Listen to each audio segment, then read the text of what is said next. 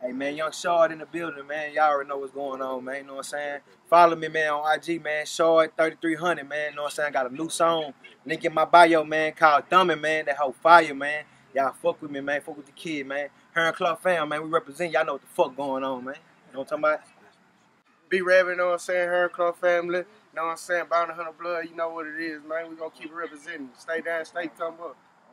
Bound 100 Blood gang, man. You know what I'm saying? Stay down, stay true, man. Solid over here, dog. For the Damus and the Lokes, for the 6-4s on spokes, for the OGs that did a dime, came back around on parole, for the homegirls with the scrap game, little homies that gang bang, from Pelican Bay to YA, rearrange your mind frame. I'm from here. I'm from Houston. I'm from this hood. So I had a lot of respect from dudes and females being from this neighborhood. So we talking 80, 81? Talking 81. So they like being around me because as they got to be around me, they got to meet other people. Brian was playing football. So Brian was younger than me, so he played in the team under me. So he was getting his, you know what I'm saying? You know, that's when you in high school. High school is where you make your mark. You know what I'm saying? That's the time when you pretty much make your mark right there. So he was getting, you know what I'm saying, I guess his appreciation from his classmates. But at the same time, you know, as me and Gary was cool, and the fact that they were both from Inglewood, and, you know, Brian would be around the homie G. You know, me and G was cool. Brian would be around the homie G. And so we all got to affiliate with one another. So we all hung with one another. You know what I'm saying? We go to different places and just, you know, do different things. Like Hiram Clarke down here, like one place that was real popular for us to eat at that time, like beef and bun. We might go in there and eat something. We rolled pretty much. We used to just hang out all over the hood, man, all over this side of town, matter of fact. Actually all over Houston, because that was like, that's another thing. Before there was ever a north side, south side, you know, animosity thing, you know what I'm saying? We used to be all in the north side. I used to ride out there. I used to take them out there and show them the north side. Because there was no, I had family on the north side. So there was no conflict at that time. You know, it was just looked about, you know, that's the north side. Okay, they're from the south side. But there was no conflict. So we got cool with one another, and Gary would be talking about, you know, Inglewood family. And then Brian would be talking about Crenshaw Mafia. And as I got to meet Brian's older brother Tyron later on, and I got to meet Brian's brother, I think that was probably after maybe 82. Because he had been locked up in another state. So he came to Houston. Their mom was really, you know, their mom was really good people. So we spent a lot of time in that house. I spent a lot of time in the Aristocrat apartment complex hanging with my homie G. And Brian would come over there, and then we'd fade from there and go to Brian's house. Brian stayed in Brentwood at that time. His dad stayed in what we would consider no-name neighborhood at that time. Got to know his brother Paul. They were Crenshaw. They were Crenshaw Mafia. It was just this clique of me,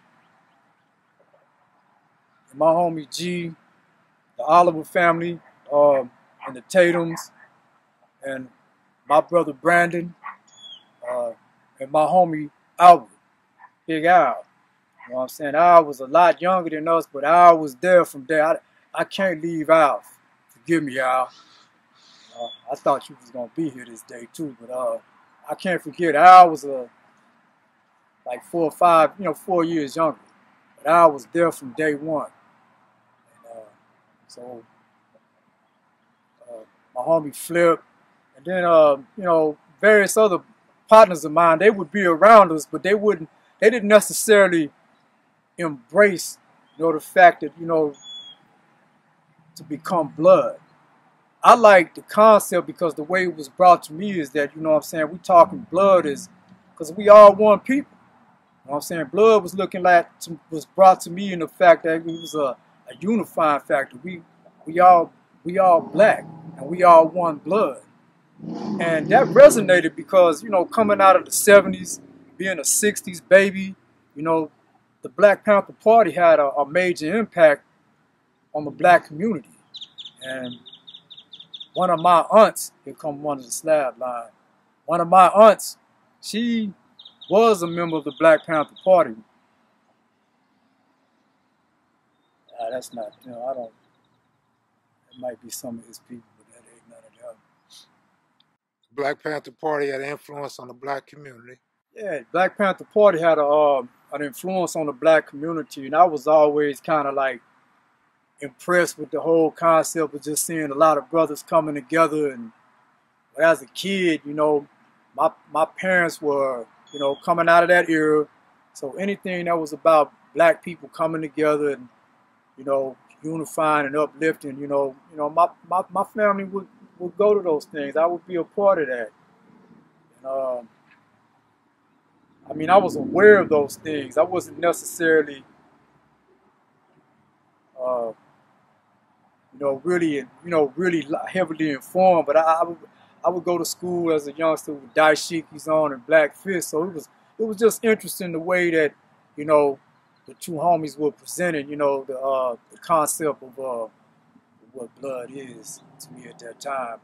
You know, and then from their understanding that, you know, this is something that came out of the 60s. It came from out of the Panther Party, which, you know, I learned a lot of things after the fact, you know what I'm saying? But at 16, you know, that was, I like that. Okay. You know what I mean? I like that, man. So, all right, hold on. Was it Crips in Houston at the time? Yeah. I mean, just like you had. Let me back up before we go into the Crip thing. Because this is gonna segue probably into both why were Crips and why were Bloods here at that time, and you know, given the fact that 81, a lot of people weren't just aware. I mean, it just kind of like it exploded. You know, it just like it was like poof. This thing just kind of like popped up.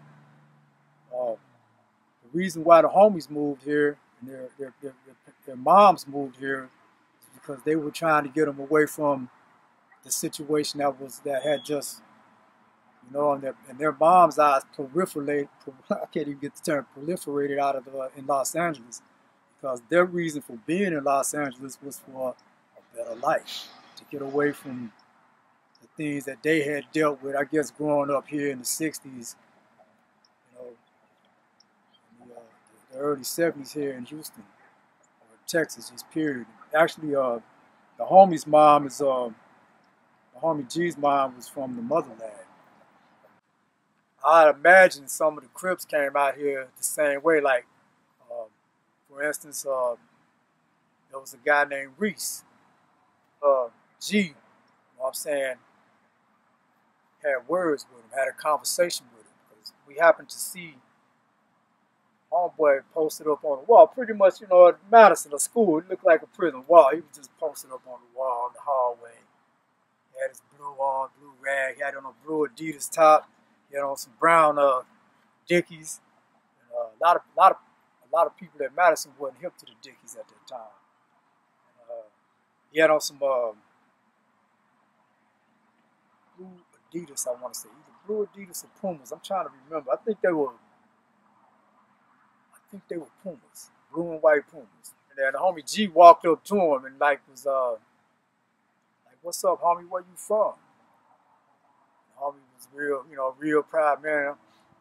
"I'm from Watts, man." I said, "Oh yeah?" He told him, "I'm from Los Angeles too." I said, "Yeah?" I said, "Well, where you from?" And White said, "Man, I'm from Grape Street, homie." "Yeah?" I said, "Man, I'm Inglewood family." We just kind of got, you know, a little off balance, because he didn't know where the homie was gonna go with that. So they just kind of acknowledged each other, and Reese walked off. So the homie G started, you know, lacing me up with, you know, what was happening with this dude, and I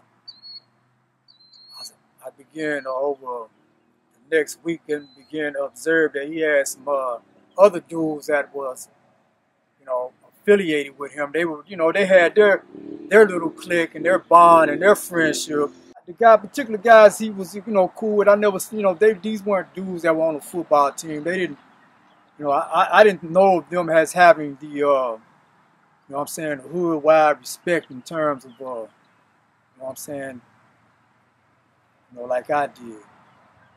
Was it Watts Barrio Grape or Grape Street Watts? Do you know? That's a good question, Carol, because as I understand that now, I mean, looking back, I mean, man, we talking 38 years, so I can't remember if he said. I know he may have said that. I couldn't be specific, but I tell you what, he did. This is what kind of like what he did over a weekend one time escalated everything, and he sprayed up the back of Madison with Grape Street, and he sprayed Watts Grape Street. So there's no telling if I can't remember if he did do that or not. So and he did that, and I guess that was quite impressive to his group of guys that he had befriended. Unfortunately, a lot of people that when they came to school over the weekend, they seen all that hit up on the wall around Madison. A lot of people was like, well, what is this? We don't want this. And, as I was aware of the situation and, in terms of what that meant in Los Angeles, being the fact that these are my homies now. My homie G, my homie Tatum, Brian, and I knew what this was.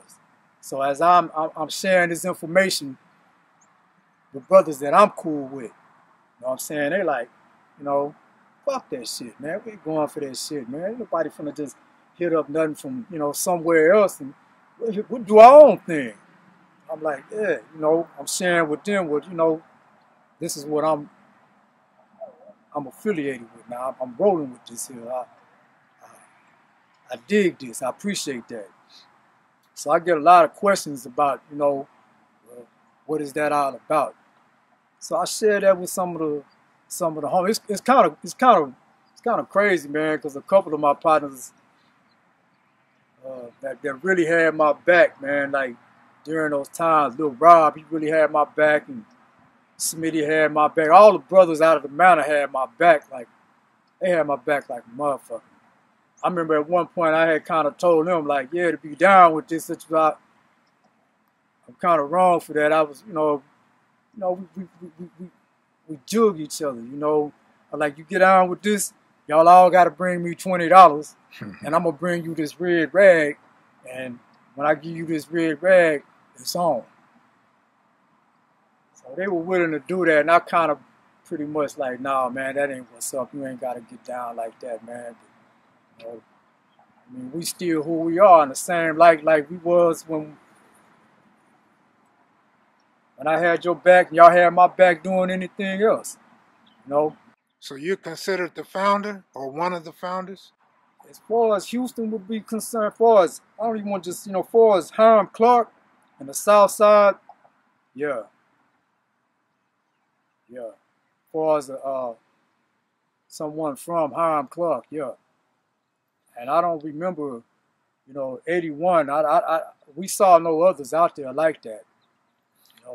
So when would you say, what year would you say you was officially a blood? I mean, 81. 81. Yeah, as time progressed, I mean, just like you see this hat, like my brother Brandon was at the school too at the same time. I'm kind of leaving him out. Albert Marshall, my boy Flip, he was there at the school. I mean, all of us, I'm touching on them because, a lot of people say, oh, unlike the stuff that, probably happened in other cities or the East Coast or whatever, that somebody just came with something that was not official or somebody that was from the motherland. And I give Los Angeles the props because I say Los Angeles is the motherland. Tell them what BOTC young is. Nigga, I done bossed up. I Tell don't them play what the around. BOTC Get tossed up is. from the bottom, nigga. I ain't had much. Times felt like I had bad luck. Gave up the jug, not straight grind. Chasing cash, I ain't wasting time. It's going all out. If it's about mind, fading everything, y'all can form a line. Any shit top, make it out. Think it's smart, take the safest route. Keep it real and shit to fake about. Gotta watch the niggas, they be throwing salt. Many times back against the wall. Crunch time, had to give my all. Every day I be dodging loud. Phone jump and get 100 calls. Switch it up, going beast mode. Make it look easy like free throw. For the bad bitch, she a freak code to make a buy pack. Cheat code, get 100 mil, still won't stop. Still running it up to the top. LJG, ACF, out here for the bounty. That's it. That's it. That's all we here for, the bounty.